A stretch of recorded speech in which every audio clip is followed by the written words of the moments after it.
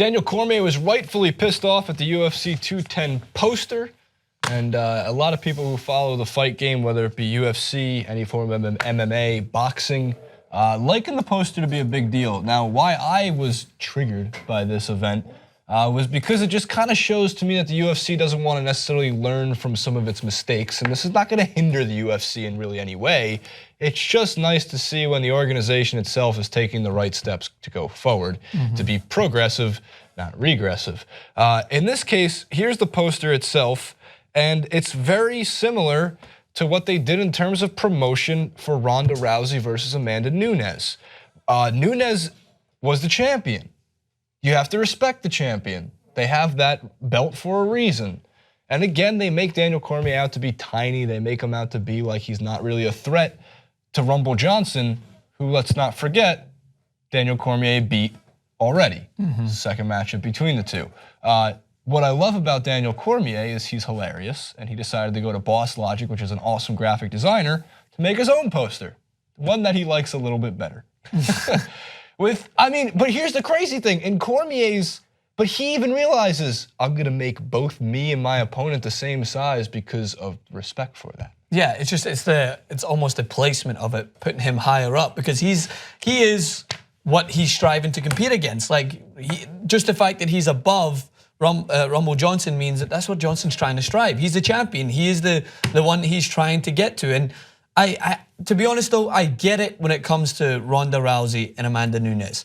It's more different. Understandable, yeah. It's more understandable. It's not right, but it's not. It's the same way that if Conor McGregor moved up, Conor McGregor taking on Eddie Alvarez, McGregor was the main draw for that. Now, despite the fact that he wasn't the title holder, he was the main draw, and the UFC is going to do what they're going to do to catch that audience. But in this situation, me, in my opinion, seeing Rumble Johnson the bigger draw. Now, I still think that Daniel Cormier is deserving. This is a guy that's been constantly thrown by the wayside by his fellow fighters when it comes to John Bones Jones dropping out consistently.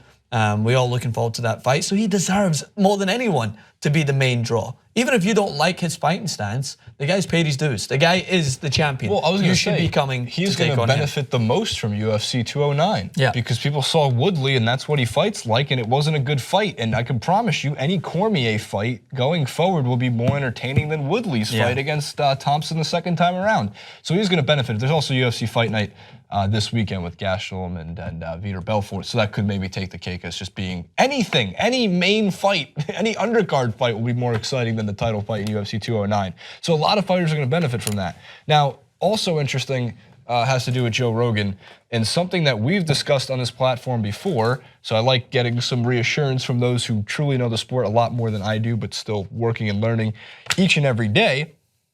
Joe Rogan was talking about why have championships. I'm sorry, why have champions?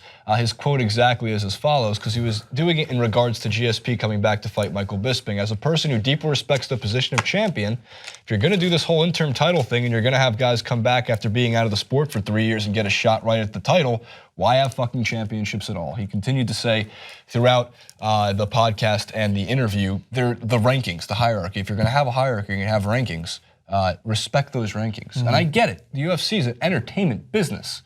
But that means, like I've said and doubled down on it time and time again for 2 years, the rankings are useless. Yeah. They're meaningless. They mean nothing. Khabib will be the number one holder of the, the number one contender for the lightweight belt. He will not get a shot at McGregor. I promise you, he will not get a shot. Ferguson even said it recently. Bisping said it recently too, saying McGregor's chance at getting, Khabib's shot at getting a shot at McGregor is done because he backed out. Because McGregor can just go back on his statement saying, why would I go through a fight camp when Khabib can't make weight? And even though I want to see him fight. Can you blame McGregor for that? When it comes yes and no. I mean, it shouldn't be up to McGregor to decide who he fights necessarily. There should be some 50-50 if he hasn't split. already been through it 3 different times. Well, but McGregor hasn't been through it. No, he has. Not dropping out. He's been through having to change his stance three different times. Khabib versus Tony Ferguson, he has. I'm talking McGregor versus McGregor versus Aldo, McGregor versus Dos Anjos. Chad Mendes had to step in. And who stepped in? Nate Diaz had to step in, and he lost that fight. Twice. Right, but at the same time, like Bisping is your counter to that. because Bisping stepped up and also took it, and then he said he'd fight anybody in the same place. Like, because McGregor lost, he shouldn't be able to use that as. No, I'm not saying it's going to be what he's thinking. I'm just thinking, is it going to play on his mind if he wants to try and take a chance that? Oh yeah, if he's going to put himself through 100%. That. But and I think that it's only going to allow for Conor McGregor's options now. I still think that he will think that fight. I don't know if it will happen or not. I think that it's not going to play in the favor of Khabib, but I think that Conor McGregor's options now are going to come down to what's going to be the biggest draw. And this will be something that will play on his mind, I think, because if the biggest draw is going to be him just pushing weight again and trying to think about another option. I think he should stay at lightweight. I think he should. And I think he should fight Tony Ferguson. I think Ferguson should get a shot, even though, look, man, Khabib really, really fucking blew it. Yeah. There's no other way to put it. It's really tough to defend it. And it crushes me because it's the fight I want to see, is Khabib versus McGregor.